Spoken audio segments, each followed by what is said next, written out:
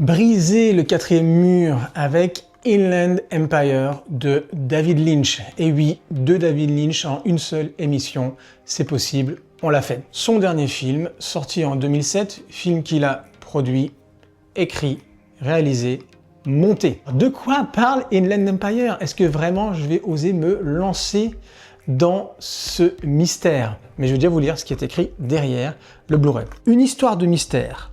Au cœur de ce mystère, une femme amoureuse est en pleine tourmente. À Inland Empire, un quartier de Los Angeles proche du désert californien, l'actrice Nikki Grace s'apprête à tourner le remake de 47, un film qui n'a jamais pu être achevé à cause d'une malédiction. Après l'avoir revu, on comprend plus de choses, mais c'est comme tous les films de David Lynch, il faut les voir vraiment plusieurs fois, parce que c'est une narration qu'on dirait éclatée, mystérieuse, bien évidemment, et comme lui le dit, il veut qu'on se laisse porter par nos sens, plus que par une écriture académique du scénario. Donc voilà ce que j'ai écrit sur Inland Empire. Vous pouvez retrouver cette critique sur Letterboxd.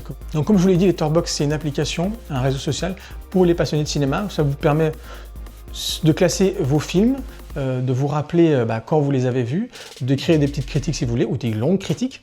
Et c'est vraiment extrêmement pratique. Donc qu'est-ce que j'ai écrit sur Letterboxd? Les images sont toujours aussi vivaces, même après quasiment 20 ans, parce que le film est sorti en 2007. Preuve d'une œuvre qui ne cesse de nous captiver, de nous interroger, malgré une qualité visuelle qui peut repousser. Car oui, filmé avec une caméra Sony PD150, donc on est sur une caméra DV, vous savez, ces petites cassettes. Pour la petite histoire, c'était les caméras qu'on avait quand moi j'étais en fac de cinéma. C'était parmi les premières caméras numériques, semi-pro. Ce n'était pas une caméra HD, donc on est vraiment sur une qualité SD, une qualité moindre. Donc on peut aussi se poser la question du coup de l'utilité de sortir ça en Blu-ray.